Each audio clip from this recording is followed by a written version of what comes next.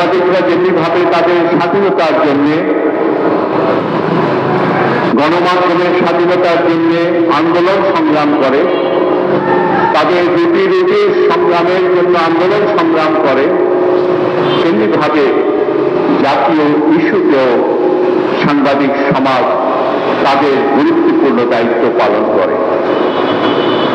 আমাদের যারা পূর্বসূরি ছিল, যাদের পতাকা আজকে আমরা বহন করছি, সেই মরহুম মানিক মিয়া, সেই মরহুম জহির হোসেন চৌধুরী, সেই মরহুম আব্দুল সালাম সহ আমাদের কেজি মোস্তফা, আমাদের এবিএম মুসা, যারা আমাদের পূর্বসূরি, তারা যখন এদেশে সাম্প্রদায়িক শক্তি এদেশে সাম্প্রদায়িক শান্তি বিঘ্নিত করছিল, সেই সময় তারা রাজপথে নেমে এসেছিলেন, রুখে দাঁড়াও এই সাম্প্রদায়িক শক্তি। পরবর্তীতে আমাদের এই সাংবাদিক সমাজ, আমাদের পূর্বসূরীরা এদেশে সামরিক আইনের বিরুদ্ধে, এদেশে স্বৈরাচারের বিরুদ্ধে আন্দোলন সংগ্রাম করেছে। তারই দর্শনী হিসাবে আজকে আমরাও জাতির একটি ক্রান্তি লগ্নে আমরা এখানে প্রতিবাদ সভায় মিলিত হয়েছি।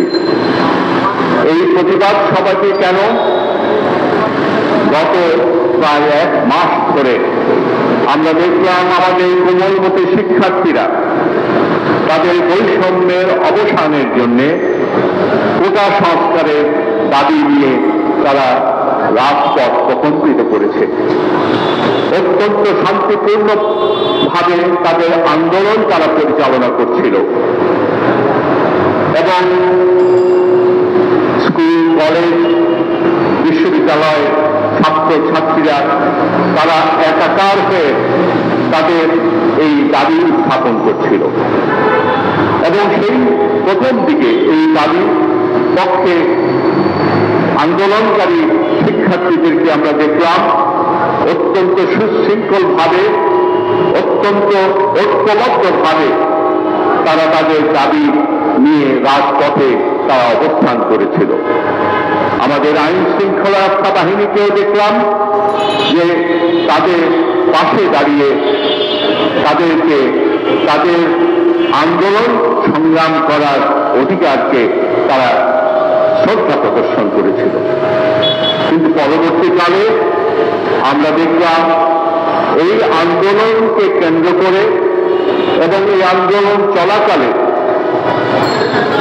রাজনৈতিক গোষ্ঠী তাদের হীন রাজনৈতিক স্বার্থ চরিতার্থ করার জন্য তারা এই আন্দোলনকে একটি রাজনৈতিক ভাবে ব্যবহার করার অপপ্রয়াস তারা নিলেন এবং তখনই শুরু হল এই সহিংসতা, এই সন্ত্রাস।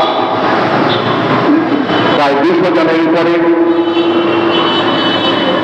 জীবনের ক্ষতি হয়েছে, আমাদের রাষ্ট্রীয় সম্পদ বিনষ্ট হয়েছে, অগ্নিসংযোগ, নৈরাজ্য, অরাজকতার সৃষ্টির একটি অপপ্রয়াস আমরা দেখলাম। যখন এই কোমলমতি শিক্ষার্থীরা তাদের কোটার আন্দোলন করছে, কোটা সংস্কারের আন্দোলন করছে, তখন কিছু রাজনৈতিক বিরোধী দল তারা আহ্বান জানালেন এই ছাত্রদেরকে যে কোটা সংস্কারের আন্দোলন করলেই চলবে না, রাষ্ট্রের পরিবর্তন আনতে হবে, অর্থাৎ সরকার পরিবর্তন করতে হবে। সরকার পরিবর্তন করার দাবি বা আন্দোলন করার অধিকার আপনাদের আছে, কিন্তু সরকার পরিবর্তনের নামে কোটা সংস্কারের আন্দোলন চলাকালে এই কোমলমতি শিক্ষার্থীদের আন্দোলনের উপর ভর করে আপনারা যে আগুন সন্ত্রাস করলেন, নৈরাজ্য সৃষ্টি করলেন, একটি অরাজক অবস্থার সৃষ্টি করলেন এবং এটি কোনো রাজনীতি নয়, এটি গণতান্ত্রিক কোন রীতিনীতি নয়, এটি রাষ্ট্রদ্রোহী কর্মকাণ্ড। এবং আমরা দেখেছি 2013, 2014 সালে এই আগুন সন্ত্রাস দিয়ে সারা দেশে সন্ত্রাস সৃষ্টির অপপ্রয়াস আমরা দেখেছি। আপনারা যারা সরকার পতনের কথা বলেন, নিশ্চয়ই আপনাদের এইটুকু জ্ঞান আছে যে একটি সংসদীয় গণতন্ত্রে শুধুমাত্র নির্বাচনের মধ্যে দিয়ে সরকার পরিবর্তন করা যায়। আগুন সন্ত্রাস করে, দেশে নৈরাজ্য সৃষ্টি করে, অরাজকতা সৃষ্টি করে, মানুষ মেরে গণতান্ত্রিক সংস্থায় সরকার পতনের কোন নজির নেই, এই কথা আপনারাও জানেন। তাহলে কেন এই নৈরাজ্য আপনারা সৃষ্টি করেছিলেন? আপনারা কি চাচ্ছেন যে আপনাদের এই নৈরাজ্যের মধ্যে দিয়ে, এই অরাজকতা সৃষ্টির মধ্যে দিয়ে অতীতের মতো সাংবিধানিক কোন শক্তি তাদের ক্ষমতা আরোহণ করার পথকে আপনারা সুগম করতে চান? আমরা আপনাদের কাছে এই প্রশ্ন রাখতে চাই। আজকে একটি পত্রিকায়, বহুল প্রচারিত একটি পত্রিকায় আমরা দেখলাম এই গত কিছুদিনের এই সহিংসতার জন্য দায়ী কে।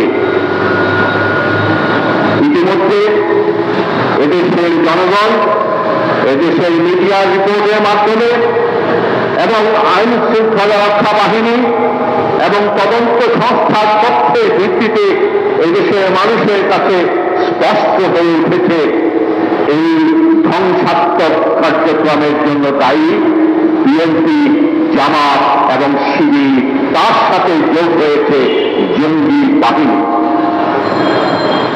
আজকে আমরা মনে করি এই আন্দোলন চলাকালে সরকারের পক্ষ থেকে সিদ্ধান্ত নিতে, সময়োচিত সিদ্ধান্ত নিতে কোনো দুর্বলতা ছিল কিনা, সরকারি দলের কোন দুর্বলতা ছিল কিনা, আইন শৃঙ্খলা রক্ষা বাহিনী এবং তদন্তকারী সংস্থা সমূহের ভিতরে কোন দুর্বলতা ছিল কিনা, সেটি নিশ্চয়ই প্রধানমন্ত্রী সরকার প্রধান হিসাবে দেখবেন।